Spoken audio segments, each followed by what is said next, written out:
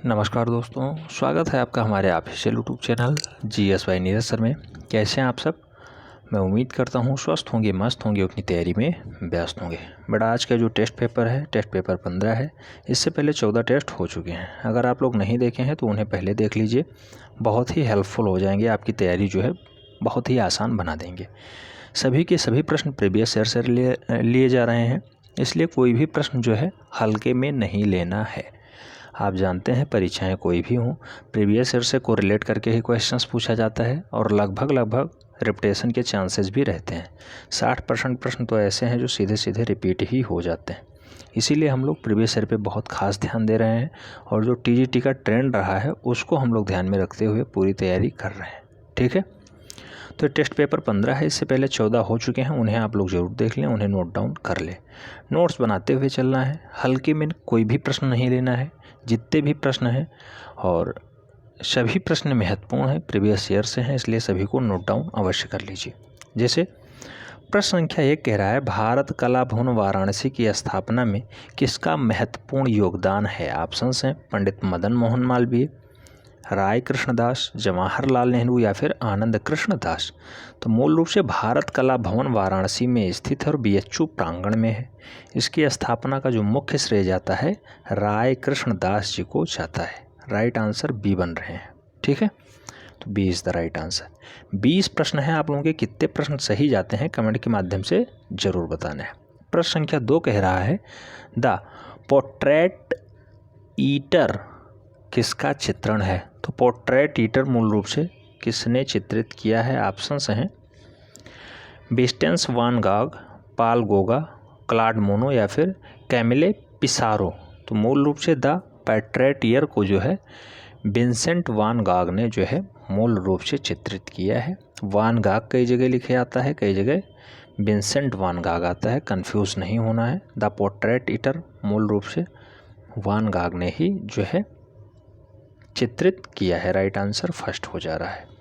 प्रश्न संख्या 3 की बात करते हैं। प्रश्न संख्या 3 में कहा गया है, प्रख्यात चित्र गुएर्निका किस माध्यम में निर्मित है? तो प्रख्यात चित्र गुएर्निका मूल रूप से किस माध्यम में निर्मित है बेटा? ऑप्शंस हैं जल रंग, टेम्परा रंग, कैनवास या तैल रंग या फिर मिश्रित माध्यम रंग। तो मूल रूप से गुएर्निका को किस रूप में रंगा गया है या चित्रित किया गया है? तो कैनवास पर तैल रंग से मूल रूप से ये चित्रित है, इसलिए इसका राइट आंसर बी हो जा रहा है। नेक्स्ट प्रश्न संख्या 4 की बात करते हैं। प्रश्न संख्या 4 पूछा गया, उस समकालीन भारतीय चित्रकार का नाम बताइए जिसने ययाति श्रृंखला को सृजित किया है, ययाति श्रृंखला को चित्रित किया है। ऑप्शंस हैं मंजीत बाबा, गणेश हालाइन, ए रामचंद्रन या फिर लक्ष्मी गौड़। तो मूल रूप से ययाति की अगर हम लोग बात करते हैं, ये एक 60 फीट लंबी पेंटिंग है। 60 फीट लंबी जो है पेंटिंग है, जिसके लगभग 12 पैनल हैं। ये ध्यान रखना है, 12 पैनलों में 60 फीट लंबी जो एक पेंटिंग है उसी कलाकृति को दिखाया गया है। और इस कलाकृति में टोटल 13 मूल जो है मूर्ति शिल्प को भी दर्शाया गया है। 13 मूल शिल्पियों को भी ययाति में दर्शा दिया गया है। अगर बात करें कि ययाति श्रृंखला को किसने सृजित किया है, तो ए रामचंद्रन ने इसे सृजित किया है, बनाया है। ए रामचंद्रन इनका राइट आंसर बन रहा है। सभी महत्वपूर्ण फैक्ट्स हैं। कितनी मूर्ति शिल्पी? 13। कितने पैनल हैं? 12। लंबाई कितनी है? 60 फुट। किसने ययाति को दर्शाया है या बनाया है? ए रामचंद्रन। तो सभी नोट डाउन कर लीजिएगा, सभी प्रीवियस में पूछे जा चुके प्रश्न हैं। ठीक है, सी इसका राइट आंसर बन रहा है। प्रश्न संख्या 5 की बात करते हैं। पूछा गया, पेट्रोग्लिफ संदेश का प्राचीनतम माध्यम निम्न में से किससे संदर्भित है? ऑप्शंस हैं गुफाओं में रंगे गए चित्र, अभिलेख, गुफाओं में उकेरे गए चित्र या फिर प्रकृति द्वारा चित्रित गया अमूर्त चित्रण। तो मूल रूप से पेट्रोग्लिफ क्या है बेटा, किससे संदर्भित है? तो मूल रूप से जो पेट्रोग्लिफ है वो गुफाओं में उकेरे गए चित्रों से संबंध रखता है, उकेरे गए चित्र। ठीक है, राइट आंसर सी हो जा रहा है। नेक्स्ट प्रश्न संख्या 6 की बात करते हैं। 6 में पूछ लिया गया, भविष्यवाद यानी फ्यूचरिज्म का उद्भव किस देश में हुआ है? भविष्यवाद कहाँ पला बढ़ा या जन्मा है? ऑप्शन हैं फ्रांस, जर्मनी, इटली, हॉलैंड। तो मूल रूप से राइट आंसर इटली बनेगा, ध्यान रखना है। भविष्यवाद या फिर फ्यूचरिज्म जो है मूल रूप से इटली में पला बढ़ा है। राइट आंसर बी बन रहा है, ध्यान रखना है। प्रश्न संख्या 7 की बात करते हैं। पूछ लिया गया है MF हुसैन का निधन कहाँ हुआ था? बहुत महत्वपूर्ण प्रश्न है। ऑप्शन हैं लंदन, मुंबई, कतर, न्यूयॉर्क। तो MF हुसैन, मकबूल फ़िदा हुसैन की मृत्यु मूल रूप से कहाँ पे होती है? विदेश में होती है, शहर है लंदन। राइट आंसर फर्स्ट हो जा रहा है। प्रश्न संख्या 8 बहुत ही महत्वपूर्ण प्रश्न पूछा गया। राघव कनेरिया को किस रूप में जाना जाता है? तो राघव कनेरिया क्या हैं? ऑप्शंस है फोटोग्राफर, मूर्तिकार, ग्राफिक आर्टिस्ट या फिर चित्रकार। तो राघव कनेरिया के विषय में मूल रूप से जो विख्यात हैं वो एक अच्छे लेवल के मूर्तिकार हैं। राइट आंसर सी हो जा रहे हैं। तो राघव कनेरिया मूल रूप से एक अच्छे लेवल के मूर्तिकार हैं। सी इज़ द राइट आंसर बन रहा है। प्रश्न संख्या 9 की बात करते हैं। पूछा गया है लास्ट फॉर लाइफ पुस्तक किस कलाकार के जीवन पे आधारित है? तो लस्ट फॉर लाइफ या फिर लास्ट फॉर लाइफ पुस्तक जो है मूल रूप से कौन से चरित्रकार या फिर कौन से कलाकार के जीवन पे आधारित है? ऑप्शंस हैं रोदा, रेम्ब्रा, वान गॉग या फिर हेनरी मोर। तो मूल रूप से लास्ट फॉर लाइफ की अगर हम लोग बात करें तो ये वान गॉग के जीवन पे आधारित है। इनकी आत्मकथा है। ऑटोबायोग्राफी जो है ये वान गॉग की है। ठीक है, तो ऑटोबायोग्राफी वान गॉग की है क्या? Last for life. याद रखना है, प्रीवियस ईयर का प्रश्न है, इम्पोर्टेंट है। प्रश्न संख्या 10 डबल स्टार लगा लीजिए बेटा, बहुत महत्वपूर्ण है। National institute of design art कहाँ पे स्थित है? ऑप्शंस हैं बम्बई, अहमदाबाद, दिल्ली, बेंगलुरु। अक्सर वो लोगों का ये गलत होगा, ऑप्शंस देख लेना। National institute of design art कहाँ स्थित है? बम्बई, अहमदाबाद, दिल्ली, बेंगलुरु। जो लोग वो 88 पेज वाली बुक लास्ट में पढ़े होंगे, सबसे लास्ट वाले पोर्शंस को, उनका सही जाएगा। National institute of design art कहाँ पे स्थित है? तो मूल रूप से national institute of design art Ahmedabad में स्थित है। सी इज़ द राइट आंसर। और लोग लगा कहाँ रहे होंगे? दिल्ली लगा रहे होंगे, इसलिए गलत हो जाएगा। प्रश्न संख्या 11 की बात करते हैं। द मर्चेंट ऑफ वेनिस किसने लिखा था? मर्चेंट ऑफ वेनिस को लिखने का श्रेय किसके पास है? Rabindranath Tagore, Thomas Gray, William Wordsworth या फिर विलियम शेक्सपियर। तो मूल रूप से मर्चेंट ऑफ वेनिस को विलियम शेक्सपियर ने लिखा है। राइट आंसर बी हो जा रहा है। अच्छा, ये ध्यान देना है आपके कितने प्रश्न सही जाते हैं, ईमानदारी के साथ बताना। बहुत से लोग 20 बाई 20 लिख देते हैं, लेकिन हमें नहीं लगता कोई भी टेस्ट इतना आसान है कि आपके 20 बाई 20 आ जाएंगे। हाँ, अगर लगातार आपने सभी टेस्ट पेपर दिए हैं तो निश्चित रूप से कुछ स्कोर अच्छा हो सकता है, 18-19 सही जा सकते हैं, लेकिन 20 बाई 20 हमें उम्मीद नहीं रहती है। तो ईमानदारी के साथ बताइए, आपकी कोई इज्जत या कोई बेइज्जत की बात नहीं है। इज्जत जब स्वाभिमान जिंदा रहेगा अपने आप आ जाएगा। ठीक है, तो आंधियाँ हसरत से अपना सर पटकती रह गईं, बच गए वो पेड़ जिनमें था हुनर झुकने का। तो अगर थोड़ा सा झुक के आप सच्चाई को जो है रूबरू करेंगे, बताएंगे, तो निश्चित रूप से आप एक महान योद्धा की तरह काम करेंगे। ठीक है, तो ईमानदारी के साथ बताइएगा कितने सही जाते हैं। मैं तो चाहता हूँ कि 20 बाई 20 आपके सही जाएं, लेकिन जब आपकी तैयारी उस लेवल की हो जाएगी तब 20 बाई 20 सही जाने लगेंगे। हर एक टेस्ट में लगभग 2-4 प्रश्न ऐसे होते हैं जिनका आंसर टफ होता है, लोग नहीं दे पाते हैं। ठीक है, जैसे प्रश्न संख्या 12, रिनी घुमाल प्रख्यात हैं। अब रिनी घुमाल के बारे में आप नहीं जानते हैं, अभी लेटेस्ट में रिनी घुमाल के बारे में पढ़ाया ही नहीं गया है, तो आप क्या जानते हैं। लेकिन अगर आप प्रीवियस ईयर से क्वेश्चन सॉल्व किए होंगे तो हो सकता है आपका प्रश्न सही चला जाए।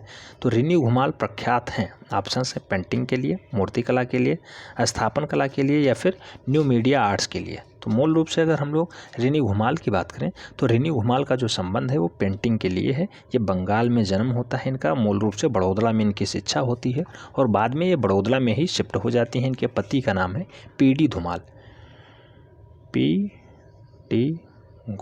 पीडी घुमाल इनके पति हैं। बड़ौदा में अब वर्तमान में रहती हैं, बंगाल में इनका जन्म होता है। अच्छे लेवल की कलाकार हैं, पेंटिंग के लिए सबसे ज़्यादा फेमस हैं।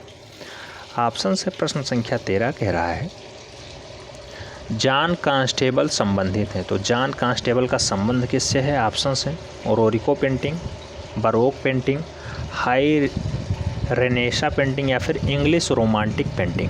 तो जॉन कांस्टेबल मूल रूप से इनका संबंध किससे है? तो इंग्लिश रोमांटिक पेंटिंग ये सबसे अच्छे से बनाते हैं, दर्शाते हैं। राइट आंसर डी हो जा रहा है। नेक्स्ट प्रश्न संख्या 14 की बात करते हैं। सनराइजर इम्प्रेशंस का चित्रकार कौन है? तो सनराइजर इम्प्रेशंस का जो चित्रकार है मूल रूप से कौन है? Claude mono, Paul Goga, Edward mono या फिर विंसेंट वान गॉग। तो सनराइजर इम्प्रेशन का जो चित्रकार है मूल रूप से कौन है? तो एडवर्ड मोनो इसके राइट आंसर बनेंगे। एडवर्ड मोनो जो है सनराइजर इम्प्रेशंस के चित्रकार हैं। राइट आंसर बी सही हो जाएगा। ठीक है।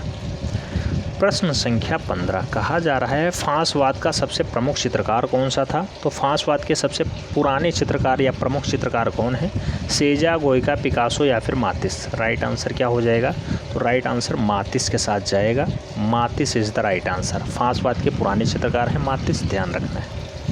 D is the right answer. Next प्रश्न संख्या 16 अंतराल क्या होता है या अंतराल क्या है? अंतराल क्या है? ऑप्शंस हैं धरातल, अछत धरातल, कलाकार का कार्यक्षेत्र या इनमें से कोई नहीं। तो जो अंतराल होता है बेटा वो कलाकार का जो कार्यक्षेत्र है उसी को हम लोग अंतराल के नाम से जानते हैं। राइट आंसर सी हो जा रहा है।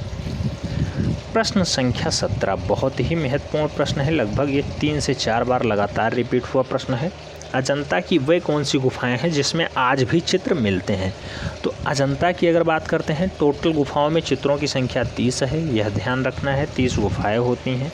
6 गुफाएं ऐसी हैं जिसमें चित्र मिलता है। आप ऑप्शंस देखेंगे, किसी में 6 गुफा का ऑप्शन नहीं है। कौन कौन? बी और डी में नहीं है, ए और सी में है। अब राइट आंसर आपको बताना है कि ए और सी में से कौन सी हैं। तो 1, 2, 9, 10, 16 और 17 में मूल रूप से चित्र पाए जाते हैं। तो राइट आंसर सी हो जाएगा। 1, 2, 9, 10, 16, 17 याद रखना है। 1, 2, 9, 10, 16, 17। अजंता में टोटल गुफाओं की संख्या 30। कौन सी ऐसी गुफाएं जिनमें चित्र मिलते हैं? तो 1, 2, 9, 10, 16, 17 टोटल 6 गुफाएं हैं जिसमें चित्र मिलते हैं। ठीक है, राइट आंसर सी हो जा रहा है। नेक्स्ट क्वेश्चन नंबर 18 कह रहा है पोत से आप क्या अनुभव करते हैं? अगर अनुभव करने की बात होगी आंसर्स बदल जाएगा। ध्वनि का ज्ञान, पाठ्य सामग्री, कपड़ों का रूप या फिर स्पर्श ज्ञान। तो पोत से क्या अनुभव किया जा सकता है? तो मूल रूप से स्पर्श ज्ञान का हम लोग अनुभव कर सकते हैं। स्पर्श ज्ञान D is the right answer हो जाएगा। ठीक है।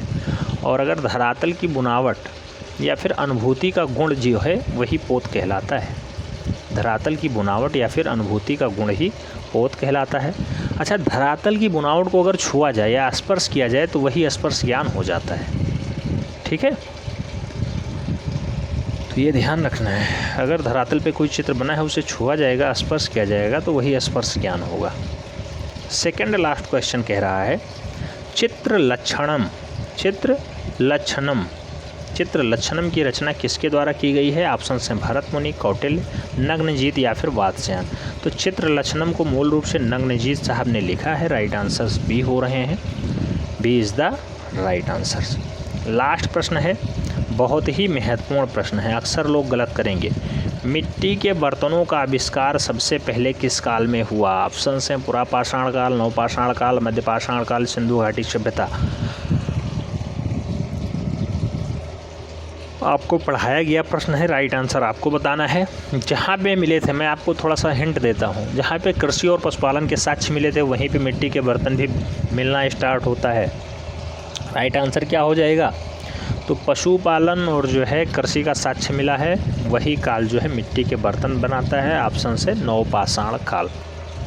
तो ये थे 20 महत्वपूर्ण प्रश्न। आपको कैसे लगे कमेंट के माध्यम से ज़रूर बताएं। चैनल पे नए हैं तो चैनल को सब्सक्राइब कर लें, बेल आइकन प्रेस कर लें, जिससे कि नोटिफिकेशन आपको टाइम से मिले और आप चैनल का भरपूर लाभ टाइम से ले सकें। लेकिन एक बात है कि आप वीडियो ज़रूर शेयर कर दिया करें जिससे अधिक लोग लाभान्वित हो पाएँ। मिलते हैं नेक्स्ट वीडियो में, तब तक के लिए जय हिंद।